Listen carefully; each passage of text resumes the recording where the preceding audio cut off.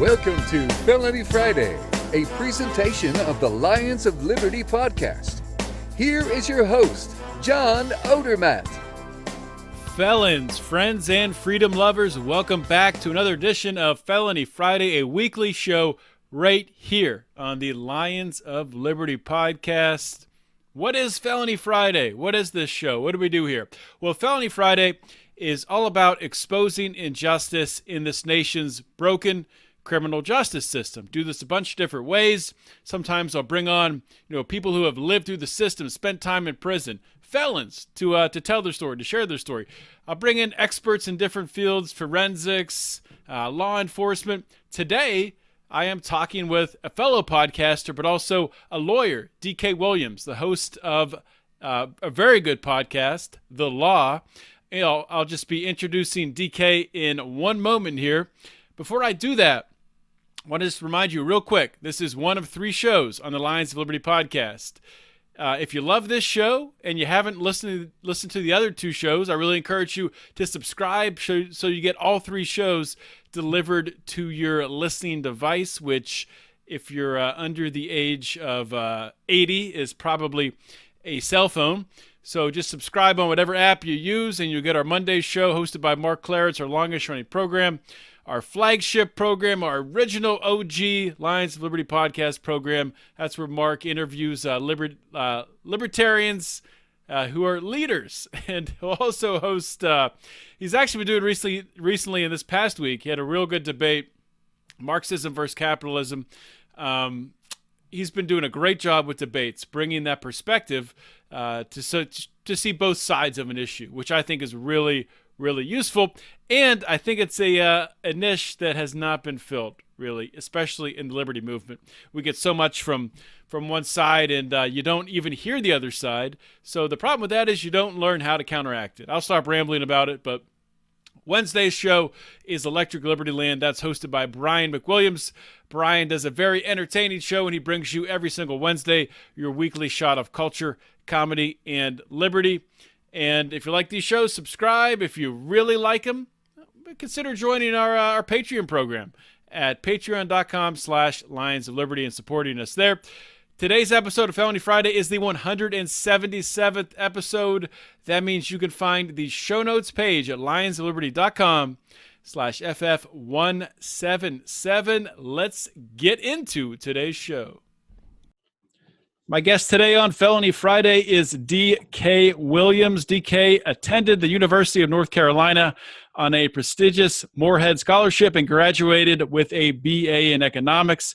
He stayed there at Chapel Hill and earned his JD with honors. He has tried cases in the state and federal courts and also successfully argued a death penalty case before the North Carolina Supreme Court. Definitely want to talk about that with DK.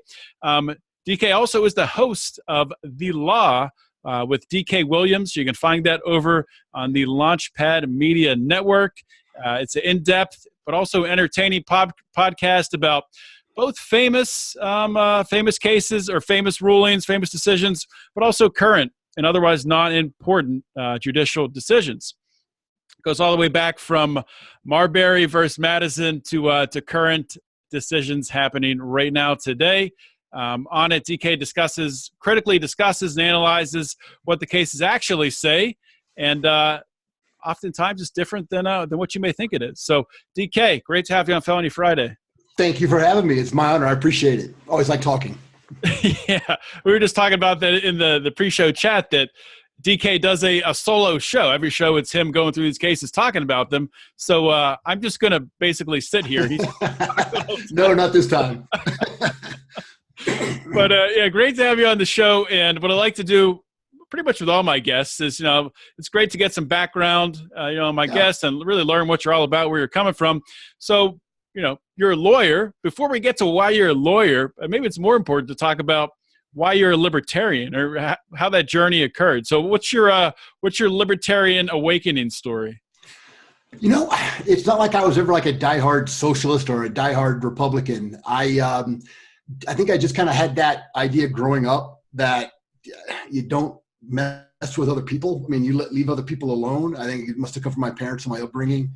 I was I'm a Southerner, was born in Arkansas. So I think all of that kind of played in together. And then my freshman year of college, I heard some new people I had just met, and we were sitting around talking, and they started talking about not the Fountainhead. Oh yeah, the Fountainhead, not Atlas Shrugged, but the Fountainhead. Okay. And I had never read it. I had never heard of it. But the way they're talking about it, I'm like, yeah, this sounds pretty interesting. I got to check this out. And so that was probably in college was probably the beginning of my actually studying it, putting a name to it, reading the different aspects of it, finding out the difference between Ayn Rand and Murray Rothbard and everybody in between and on the sides. So that's how I got into it. So did that have it all to do with your interest in the law? Did that play into want to go in that direction? It tied together, but I didn't have much choice, I don't think, just by the way fate had it. My mother is a professional singer. She's got a master's in vocal performance. My father has a PhD in organic chemistry. And since I didn't get any of their talents, the only thing that was left was for me to become a lawyer. That's all I had. I didn't get their genetics. It's so funny how pretty much every lawyer I ask about the reason, what was the passion? What drove you to become a lawyer? Pretty much every story is sort of similar to that. Yeah, what sort of happened? Right. What else could I do? Right. And now I'm trying to do other things as well. Trying to do other things. Yeah. That's cool. So like when you started out as a lawyer, what type of law did you start practicing? Has that evolved over time or? Yeah, I first year out of law school, I went to stayed in Chapel Hill. Went to law school there, 7 straight years in Chapel Hill. So pretty much became a local, which is a good place to be a local. Yeah. I clerked for a federal magistrate judge in Raleigh, Eastern District of North Carolina. So that was a great way to meet all the judges in federal court for that jurisdiction, the staff, the clerks, the U.S. attorneys, the public defenders. So while I learned a lot about how the judicial system worked, meeting all those people was probably at least as important as, seeing how the process worked from the inside and seeing, how much some people got paid for not doing very much, like, the senior judges staff, for example, you kind of see how that goes. And from there, I went back to my hometown of Greensboro. Well, hometown, I moved there in the 9th grade and went to high school there. Closest thing I have to a hometown because I moved around a lot growing up. And worked for an insurance defense firm there. So I got to try, but my first year case was out a year out after the clerkship. So within 2 years of law school, I graduated. So it's a good way to get thrown into civil litigation, defending people that allegedly caused the accident. And how I explain this to most people is like, so what did you used to, or what back then, what do you do? How did you get started? Everybody's heard a commercial about I'm so-and-so and you need a lawyer. The insurance companies have a lawyer if you've been in a car wreck. Right. That was one of those guys. I was the insurance company's lawyer. That was me, right? You were one of the big bad lawyers. Exactly. Yeah. It was a good way to get started. And then my boss at that time when I was young loved the courtroom, and he started getting into criminal law, criminal defense. And since he was my boss, so did I. And I started getting into that. And that's how I got involved with some of the felony appointed cases. So I got on the appointed list for my county, which is Guilford County, Greensboro, North Carolina. And tried my first chair felony case was an assault with a stabbing involved and everything. And first one, I got an acquittal, so that was pretty cool. Then from there, it's all downhill though, right? So I got a not guilty verdict on that one. Yeah. And he got involved in some more serious stuff like death penalty cases, like trying them, right? I didn't do that, but I got on the appeals list. So I helped people do post-conviction appeals on death row in North Carolina. So what do you mean? So post-conviction appeals. Yeah, so right. This is after they're already sitting on death row. Correct. And they've had the direct appeal. And this is the things that people talk about that take forever. Get your first appeal up, and then there are other things you can try to argue. Like, for example, the thing I got to argue before the North Carolina Supreme Court was whether or not the DA, the state, had to turn over certain evidence that they had in their file. They didn't turn it over at trial because they said it was it was work product. It would have potentially harmed an informant, that type of thing. And that was no longer an issue. At least that we were arguing that there was a new statute, and it was a new statute, that said back in North Carolina, that said you had to turn all that over. The state had to turn all that over on post-conviction. And they were saying, no, it doesn't apply to us. And it did. So we took that up to the state Supreme Court, argued that statute as it applied in that case, and won it. And as far as I know, that statute is still there, and that's still the law. So that was cool. So when you say you won it, then somebody was taken off of death row, right? No, he was not taken off death row, but the state had to turn over that evidence. Okay. Death row case. So the guy was on death row. They Gotcha. didn't turn over that evidence that they were required to turn over. And I won the case that said they have to. And that applied throughout the whole state. So from that point on, they had to turn that over. So that's the victory. Okay. So and then I didn't represent him anymore for that. Somebody else took over. Okay. So you were just working in that specific aspect of it, on that ruling. Correct. Okay. Mm-hmm. So, as a criminal defense lawyer, people probably ask you this all the time, maybe not. Did you ever have any of your clients that you knew were guilty, but you still had to defend them? I have no problem with that at all. I mean, I read Dershowitz has been in the news lately. He wrote a book of something like The Most Unpopular Man in America or whatever, and all the horrible people he has represented. I'm not representing somebody to get them off from what they did. Mm-hmm. I'm representing the United States Constitution and limits on what the government can do to its citizens. And if we just go, oh, that guy's a piece of crap, who cares? Mm-hmm. Well, the next person they come for might not be quite as much a piece of crap, right? And a lot of those people that are condemned as pieces of crap aren't innocent. And we have to keep that that fight as far away as we can from the individual's rights, and limit the power of the government as far as we can to minimize it as possible as we can, or as much as we can. And that's what I'm fighting for. And I have never made an apology for that, and I never will. Mm-hmm. That's a really good point. I don't think I've ever heard it talked about that way. You're almost defending, even if the client you're defending at that time, maybe they're not the best person. It's not necessarily all about them, right? Because you could be setting precedents in that case, right? Absolutely. Every single case, in just your regular old district court in whatever county you're in, you go in there on a Monday morning, the docket read, it might take all morning just to read through the docket. Every single one of those cases is fighting on that front line. Every single one of them. So that's why it's important for all these criminal defense attorneys. They're out there protecting the Constitution. Some of them might not feel that way, but I feel that way, and I think that's what they're doing, even if they don't feel that way. Mm-hmm. That's a good point. So are you still doing criminal law today? No, I'm not. I don't do nearly as much exciting stuff as I did. I was also on the federal appointed list for the Eastern District of North Carolina. Highlight of that was a 3-week-long federal jury trial in Wilmington, North Carolina.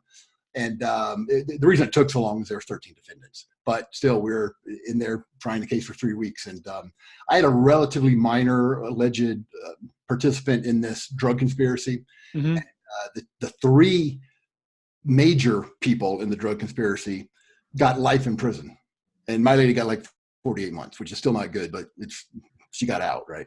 And one thing I like to tell people, and I bring this up with kids a lot, that I'll go around and talk to different groups or even adults. I go, what weight of drugs or what quantity of drugs does the U.S. attorney have to bring in to the courtroom and show to the jury that this defendant right here sold or had possession of and was going to sell?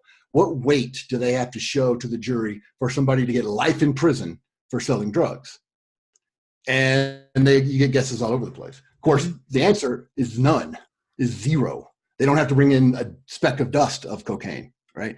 They just have somebody come in and say, oh yeah, I bought some from that guy. Mm-hmm. And if the jury believes them, that's all it takes. And this goes to one of the cases I talked about, U.S. versus Simpson. I always get this name wrong. Let's see, I got the list here, but the idea of it was Singleton, U.S. v. Singleton. It's a circuit court case. It didn't go to the U.S. Supreme Court.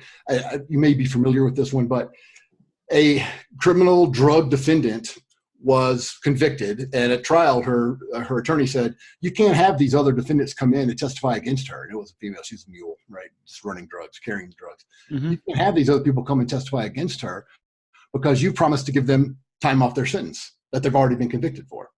And the U.S. statute says about bribery of witnesses for testimony is you can't give anybody a thing of value in exchange for their testimony. It's like, what's more valuable than 2 years of your life back or whatever it was, right? But they do that all the time. Yeah, right? Yes, they do. Absolutely, they do. And that was the argument. And the 3-judge panel agreed with the defendant. And this is like in the late Oh, you just froze for a minute here. You still there? I might have lost you. Out. And they immediately file a motion to stay that decision, to have a hearing en banc on that ruling. And the en banc, they immediately stated it. They said, we're going to hear it en banc. En banc panel said, yeah, of course, the bribery statute doesn't apply to the government. What else are they going to do? How else are they going to get convictions? They've got to be able to bribe people to give their testimony, which is basically what they said. I might be characterizing it in a more flippant way, but that's the result of it. If I go up to somebody and go, hey, man, just tell the truth. Here's $10. I just want you to come in and testify when I call you and just tell the truth. Okay, I've committed a felony. But if the U.S. attorney goes, I'll give you 5 years of your life back, that's completely legitimate. And that to me that to me that's actually the very first case I did on the law with D.K. Williams, U.S. v. Singleton on that one. Okay. Yeah, we'll link to that on the show notes page for sure for people to check that out. And the U.S. Supreme Court refused to hear it. So, of course, after the circuit en banc overturned the panel. What does en banc mean again? Oh, yeah. That's so on federal appeals. So you've got the trial level, which is just one judge who will make a decision. And then it goes to the Court of Appeals, whichever circuit you're in, and it's a random 3-judge panel. That's my visual effects. Three-judge panel. And that panel heard it and decided in favor of the defendant in that case, Singleton. En banc is the entire circuit because it depends on how big the circuit is, but there's 10 to 13, 14, depending on how big the circuit is, of these judges that will all hear it. So if there's 13 judges in a district, not just those 3 that heard it originally, all of them will hear it. And you have to go back and do an argument in front of all of them. And then they vote again. And so it's basically like an appeal from the original three-judge panel to the entire panel.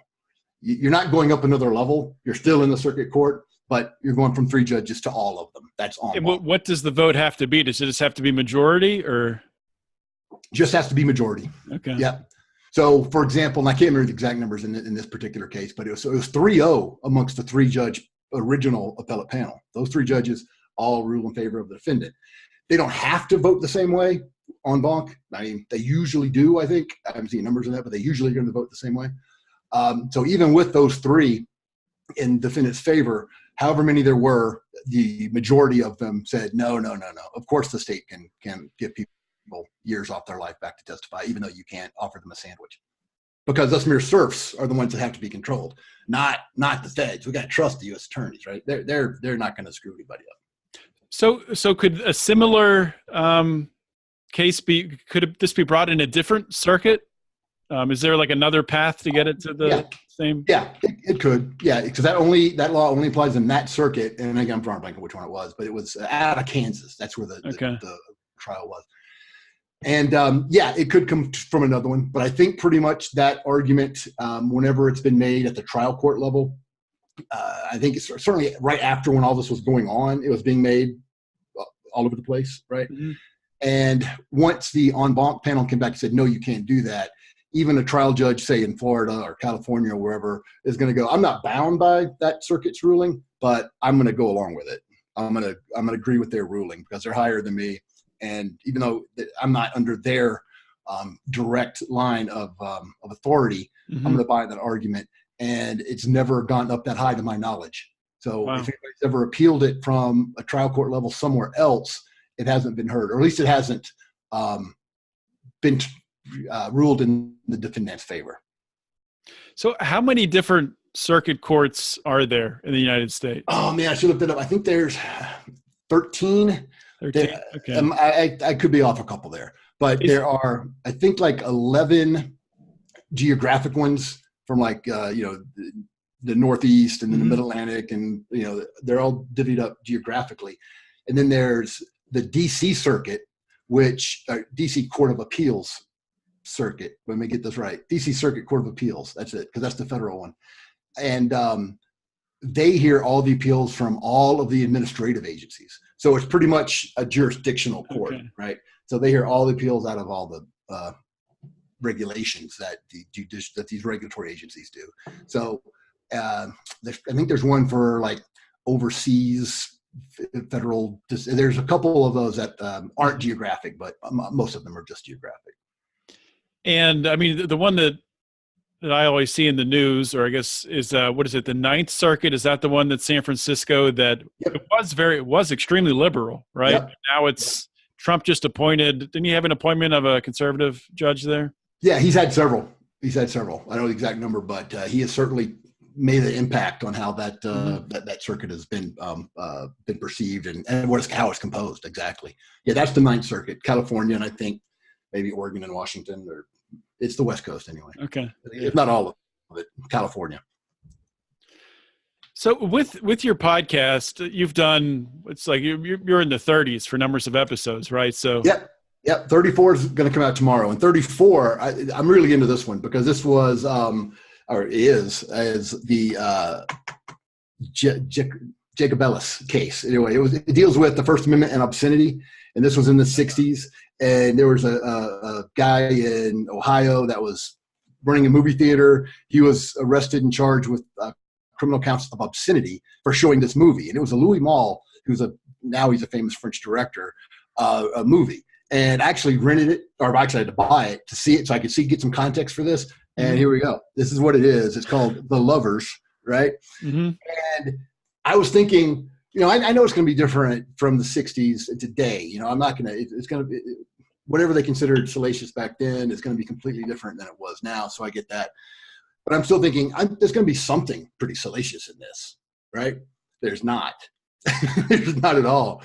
I mean, there is a sex scene which shows a little bit of a breast, and that's all. And it's not even, that's it, right? What really made people not like this, the reason it was called obscene, is the subject matter. It's a rich woman, they're all French, and she is bored with her life because she's rich, doesn't have anything else to do. Her husband runs a newspaper in the provinces in Dijon. And of course, being an American, when I see Dijon, I think, that's like the mustard. Exactly. Yeah, of course. And so she's bored. And so she goes to Paris to see her friend all the time and starts having an affair with the guy there. She's kind of bored with that too. And then the husband's kind of suspicious. He says, invite your friend and this guy, who I know you're spending time with, back here to us, and let's all have a weekend together. Right. And she's like, no. But anyway, they do it. So on her way back from Paris to her house, car breaks down. She meets this other guy. She eventually has an affair with this third guy, right? And now she's happy. Her husband she wasn't happy with her husband. She wasn't happy with the guy she was having an affair with. Now she's happy with this guy. And she leaves. She runs off at the end of the movie with this guy who she met like a day ago. Leaves her daughter, right? Leaves her like 10-year-old daughter. I mean, it's ridiculous. It's not saying this is a good idea, but this is what the movie's about. And the fact that this woman would be so scandalous and not feel bad about it. She didn't. She's like, I feel good about this. So it's more about the lack of morality in that than it is about anything sexual or. Yep. I mean, for the time, the sex scene was pushing the edge, pushing the boundaries, but it wasn't visual. I mean, it wasn't because they were showing sexual acts. They were they showed her face for a little bit of it, right? And that's all. And that was the reason it was found obscene in Ohio, and the Ohio Supreme Court upheld this guy's conviction, but the U.S. Supreme Court said, no, this is not obscene. And since it's not obscene, it's protected by the First Amendment. And that's what we'll be talking about on the one that comes out tomorrow. Okay, because there was something I saw, this, I don't know if this would relate to that or not, if it could be challenged in the courts, but there was, I wish I remember what state it was in. It was one of the southern states. I want to say Kentucky. That might not be right. But a guy had a bumper sticker. Oh, yeah. This was today I saw this. Yeah. And it said, instead of the bumper sticker, like, I eat ass, or I love to eat ass. Exactly. Like it said, I eat ass is what it said. Yes. And it was Florida, I'm pretty sure. Of course it was Florida. Florida man. Yeah. So the cop pulls him over and says, you got to take that down. He says, no, it's just words. Right. Ends up Right. I think ends up getting arrested because there's a mugshot there. Yeah. But I mean, would this guy have recourse under that? That's going to get thrown out. I mean, there's no way that's not going to get thrown out. Is that just a rogue cop just being crazy, do you think? Or I'm sure there was a statute, either a state statute or a local ordinance about obscenity, right? I'm sure there was that. And this cop decided to enforce it. And so he's enforcing the laws on the book. I mean, it's not, that's the problem with obscenity. How do you define it? And that's the thing that came from this case. Well, this is where Potter Stewart said, I can't define pornography, or I can't define obscenity. Nobody can really define obscenity, but I know it when I see it. That's where that comes from. This from this particular case. Okay. And, and that's the problem with it. You can't define it. And I don't think a bumper sticker with words on it, no matter what they are, is going to be really obscene. It's different. It's different for everybody, right? Yeah. That's going to get tossed out. Yeah. Yeah, it is. So you talk about cases from a long time ago, like with the obscenity. You talk about new things now. You've talked about the Obamacare ruling, right? Yeah. So do you rotate back and forth, or how do you pick what you're going to talk about? Just if there's something new if something in the news, I'll try to do that. Mm-hmm. But when there's not, I'll just go pick a famous case that I want to do. Right. So there's a lot of the famous ones, and the recent one about the Obamacare decision, that was a district court judge out of Texas who said, since the Trump Congress repealed the penalty, the tax, it's a tax now, since they repealed the tax, and the reason that it was upheld originally was because Congress has the power to tax. And this district court judge says, well, they took the tax away. And that was the only reason it was legitimate by the Supreme Court's ruling a couple of years ago. That's not there anymore. Therefore, the whole thing is not good anymore.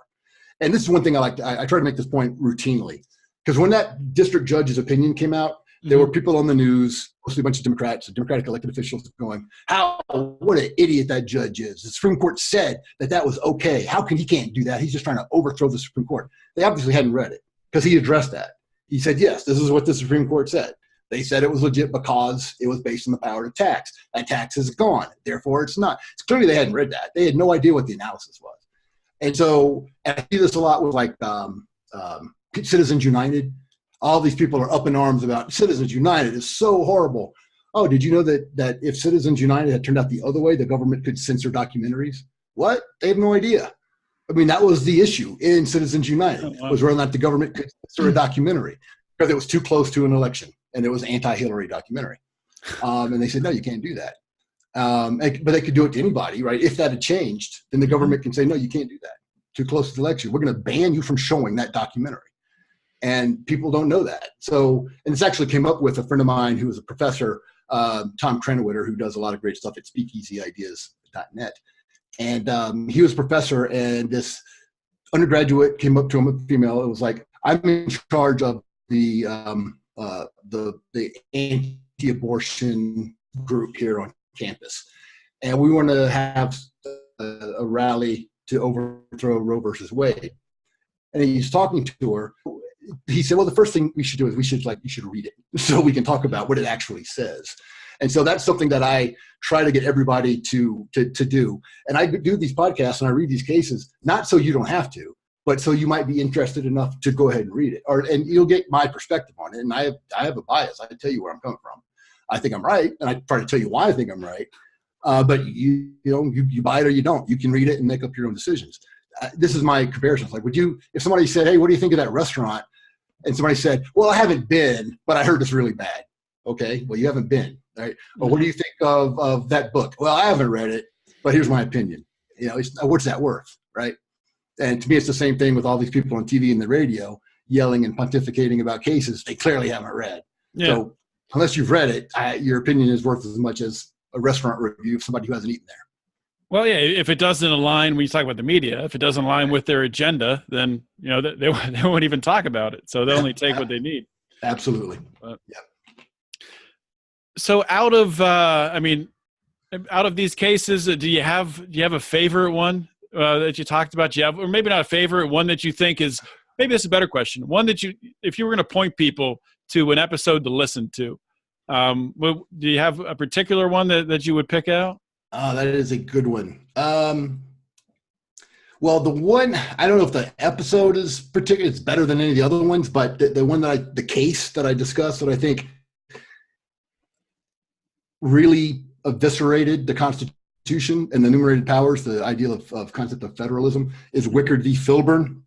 And that's the one where it's the FDR era, where FDR had all of these plans that Congress was approving to regulate the economy, to plan the economy, in essence. And part of that was farmers could only grow so much wheat. And they had this whole organization, well, all kinds of crops, but wheat in this particular case. Mm-hmm. They had this whole organization set up to tell each farmer how much they could grow. Article 1, Section 8 of the Constitution lays out 17 or 18, just depends on how you count them, legitimate things that Congress can do. Because, the states were all like, hey, we're our own states. We don't want to give up all of our authority to the federal government. We want to limit it. Here's the list of things they can do. That's like run a post office, have an army, have a navy. And one of those is a bankruptcy, mint coins, things that make sense, right? Right. One of those things is regulate commerce among the states. And the point of that was they didn't want, say, Virginia to put a tax on North Carolina tobacco coming into Virginia. So they wanted free trade between the states, each was a separate entity, right? So they didn't want, because that was going on in the Articles of Confederation. And so that's one of the things they agreed to let the feds do is to regulate that and not let the states basically tax each other's stuff, like put tariffs on the state stuff coming into whatever state. That could become a huge mishmash, right? So that was the point of it. And so the government the federal government wasn't going to try to, say, regulate an optometrist office in your city, right?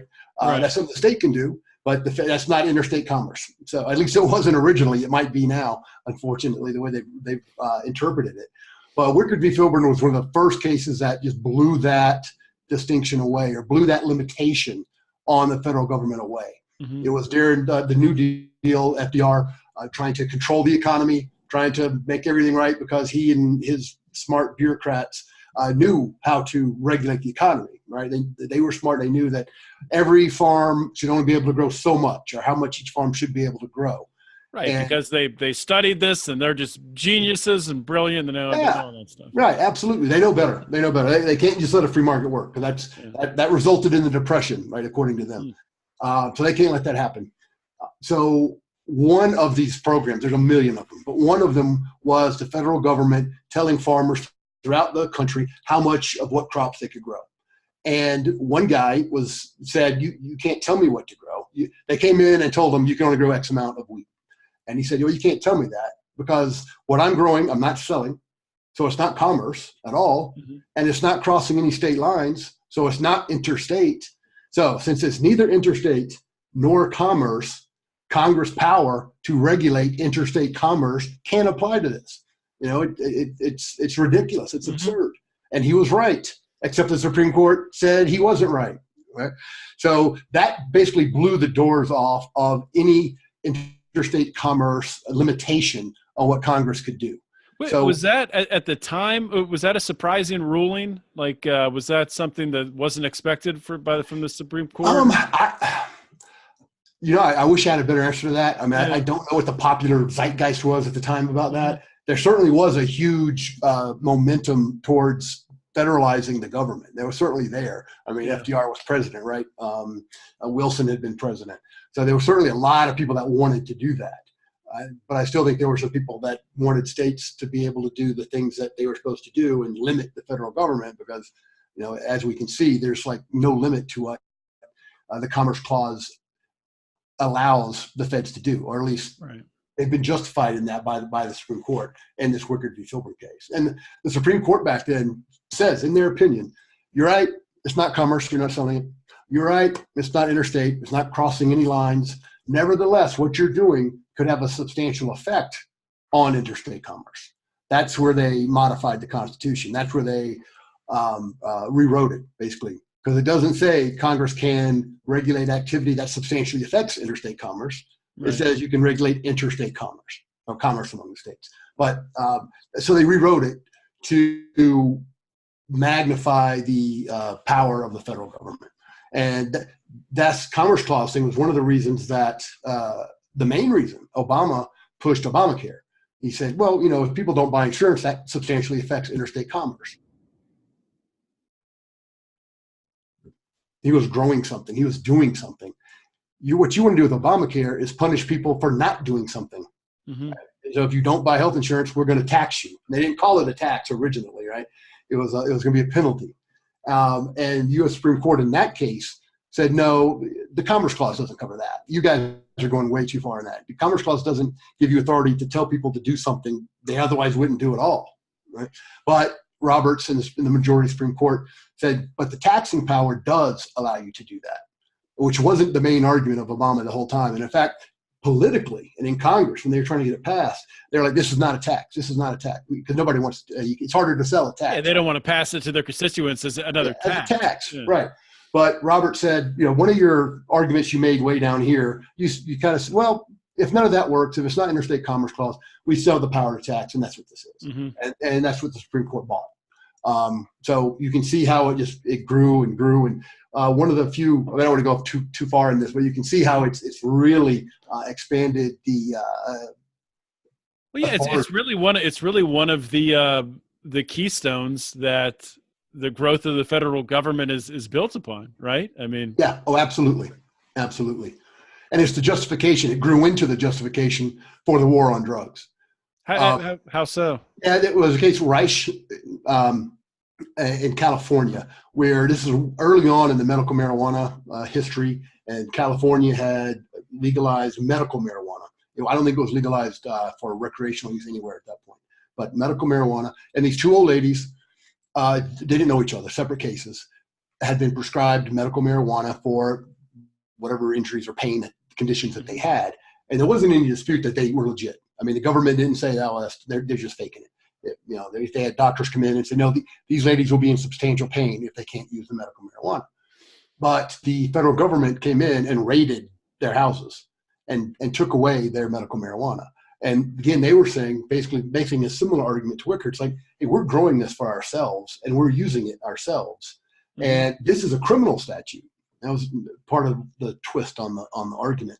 So this doesn't substantially affect interstate commerce. I'm just one lady smoking some weed that I've grown, or somebody grew for me in one of the cases. Right. But it wasn't sold, so it's not commerce. But the Supreme Court in that said, that could substantially affect interstate commerce in drugs and marijuana. Even though it's illegal, it's still a market. And if everybody grew their own and the feds let everybody grow their own, that would basically mess up their attempt to criminalize it nationally. So those old ladies were without their weed. It would mess up the legal market, all the pharmaceuticals and all that stuff. But was that part of the argument? No, not really. It would mess up the illegal market. Okay. The illegal market for it. And that's what the government was trying to stop. The feds were trying to stop, was that illegal market. And so allowing anybody to grow their own and smoke it, even if it's medical marijuana, would substantially affect that. I mean, I think it's absurd. It's a ridiculous argument. But based on Wickard v. Filburn, you can see how they got there. And you can see why the Congress, the federal government, was supposed to be limited and not to be able to tell people or regulate activity in someone's house they're not selling to anybody. Right? But they've used interstate commerce to justify that. That's sophistry. It's just making stuff up. And that's what they've done. And a whole bunch of the federal government is now based on the Commerce Clause. And it's not legitimate if we actually limited Congress to what the enumerated powers actually meant. But they've expanded it, and that's where we are. So with something like that, with that ruling, the Commerce Clause, the genie's out of the bottle. Is there any way, or I'm sure there is a way, but how would that get overturned? Is that even possible for there to be another ruling that would be the new precedent that would sort of set the wheels back in motion to shrink government that way? So that was no longer a justification to expand? It's theoretically possible. I mean, the Supreme Court could say, hey, you know what, we were wrong on Wickard v. Filburn. They just overturned precedent in a case that's not nearly as important. And that was a big deal with some of the progressive people in the world, because they're like, well, they just overturned precedent in this one case that dealt with whether or not a state could be sued in a different state under that other second state's laws. Mm-hmm. And they overturned that precedent. And so they're going to start overturning precedent. You know what they're gearing up to do? They're gearing up to overturn Roe v. Wade. That's what they're concerned about now. That's a hot topic right now. Right. So people and that's why those statutes in Alabama and Georgia were passed. They know those are never going to go into effect until it gets to the Supreme Court. And unless the Supreme Court overturns, in essence, Roe versus Wade, that's their goal, right? Have you talked about Roe versus Wade? I have indeed. Episode 11, I did Roe versus Wade. Yep. Let me see. Wickard v. Filburn is episode 5, and then that Reich case, and it's spelled R-A-I-C-H, but I think it's pronounced Reich and not Reich. Okay. That one as well. So that's on the list if you go check it out at thelaunchpadmedia.com. Right and on Facebook, my Facebook page for the podcast is The Law with D.K. Williams. Okay. Yeah, and I'll link to all these on the show notes page as well. Yeah, So, and that Reich case was episode 30. All right, got it. So since Roe v. Wade is such a hot topic right now, this is this is airing this week that we're talking about it. What are your thoughts on? I mean, I'm not asking your personal thoughts, or just from a standpoint of, I mean, is it really should progressives or people on the left, whatever you want to call them, should they be panicking? Is this something that you said theoretically it could happen, right? But is this something that really you think could have a chance of probability of occurring within the next several years here? I don't think it's very likely. Yeah. I don't. And we started off with the Wickard v. Filburn and whether or not that could be overturned, and that could theoretically be overturned as well. I think what they more likely do is chip away at it and try to rein it back in. Mm-hmm. I mean, that's more likely or more possible, because I think the Supreme Court has done that in Roe versus Wade in some instances. At least that's what a lot of the progressives say they've done. They started to cut back on it. So I don't think it's likely. It's possible, but I don't think it's likely. And, I talk about Roe versus Wade. I think that, again, it's not a legitimate power of the federal government to regulate or make abortion illegal throughout the entire country. To ban the banning of it, to make it legal throughout the entire country, which is what right. Did. You can't ban it. States cannot ban it. And their rationale, I mean, when you read the opinion, they get into all this policy about, first trimester, second trimester, and all the differences. And it's really a great policy argument about abortion.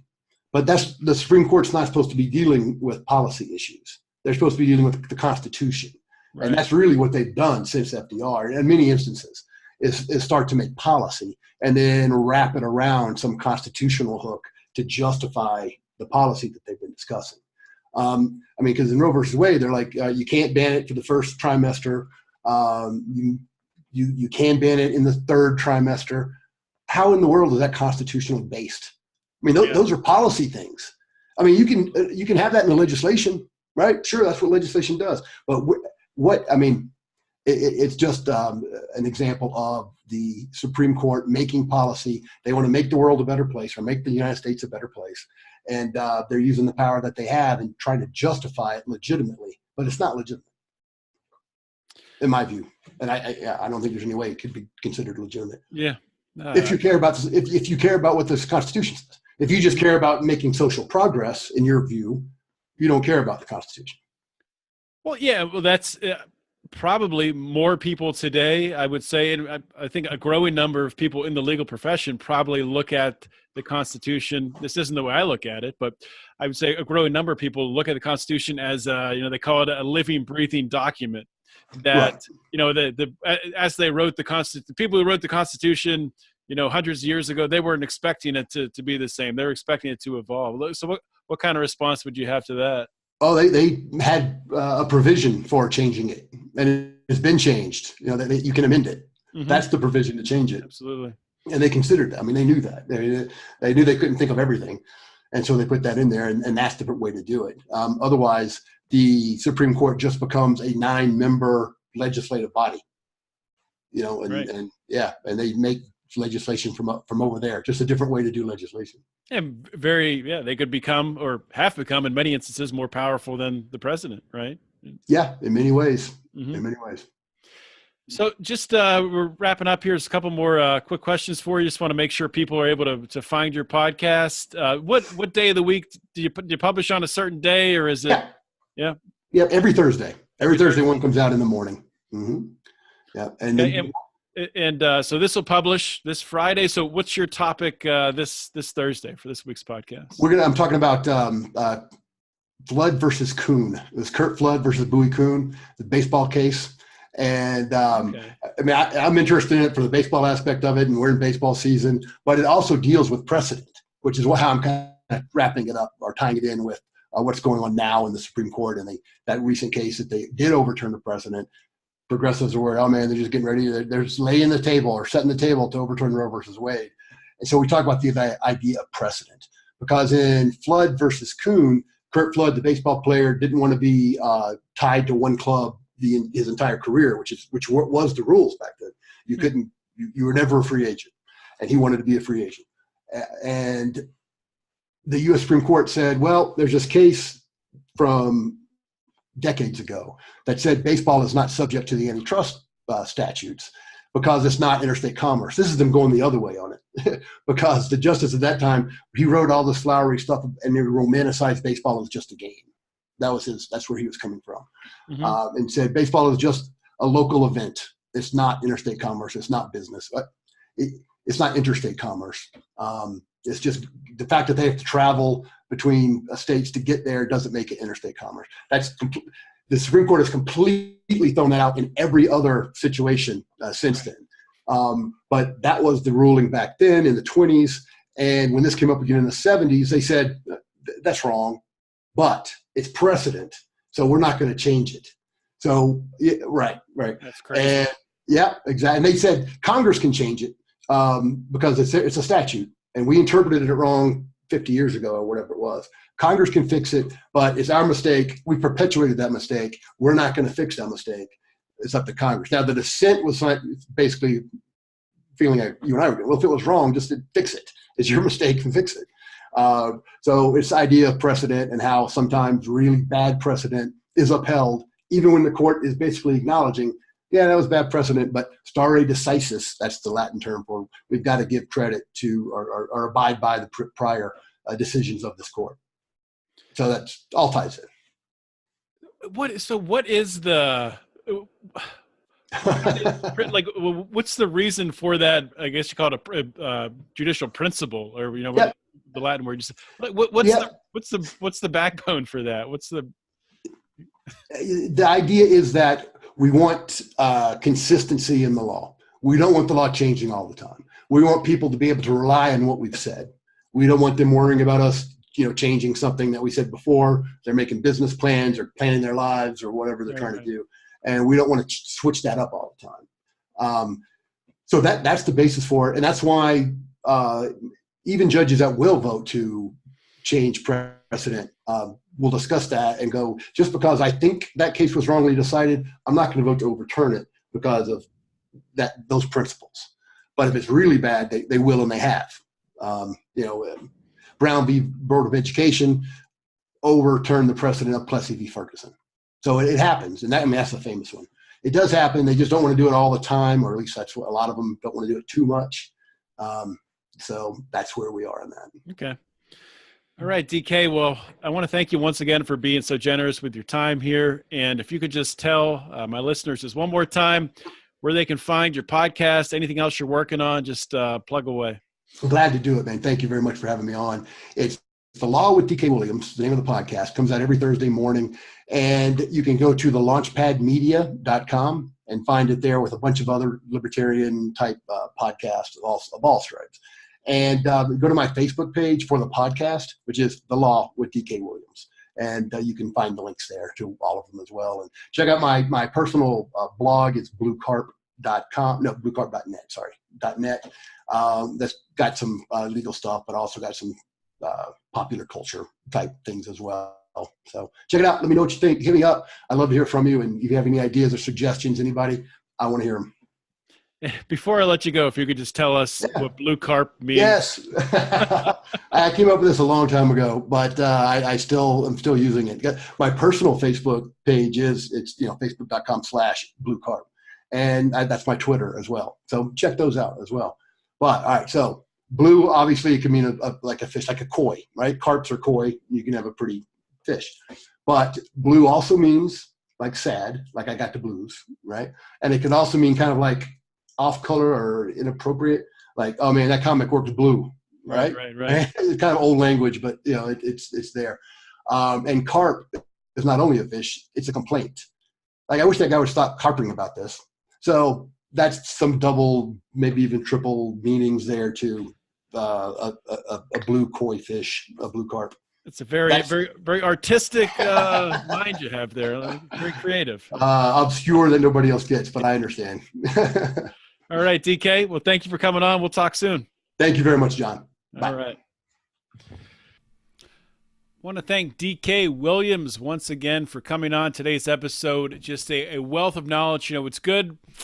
It's actually it's a change up to bring on someone on Felony Friday who actually is trained in the law to be able to talk on a lot of this stuff. I get asked all the time, more than I would actually expect to be asked. I think it's pretty apparent that I'm not a lawyer, the way that I approach these interviews and the way I talk about the criminal justice system. But I do get asked from time to time, or people assume that I'm a lawyer. So it is nice to have on an actual lawyer to answer a lot of questions that I have. And it was great to talk with DK and to get into the details on a lot of these very important decisions, Supreme Court decisions and otherwise, that really have had a huge impact on the way that our government has expanded and intervened in our lives to this day, and they continue to do. Really the genesis of that. So thanks once again, DK, for coming on the show. Be sure to please check out the Launchpad Media, of course. That's our friend Johnny Rocket. That's his baby there. That's his podcasting network. And DK Williams' podcast, The Law, is one of the podcasts, one of many great podcasts on the Launchpad Media. So head over there. I'll link to it on the show notes page at lionsofliberty.com/FF177. I'll link to everything that DK and I talked about, all the different episodes, and of course, to where you can find the podcast. So I'm keeping it real brief today. I'll just mention one more time, if you guys love this show, if you love Brian's show, if you love Mark's show, if you're still listening to my show at this point, I think you love this show. So please go to patreon.com/Lions of Liberty.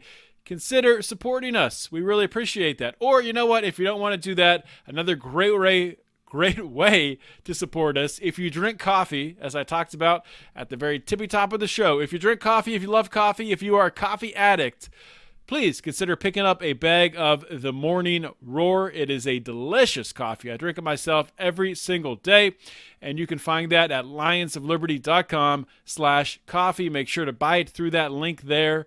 It'll take you to a link on Anarcho Coffee, but be sure to go through the link on lionsofliberty.com/coffee, because that's how we get paid.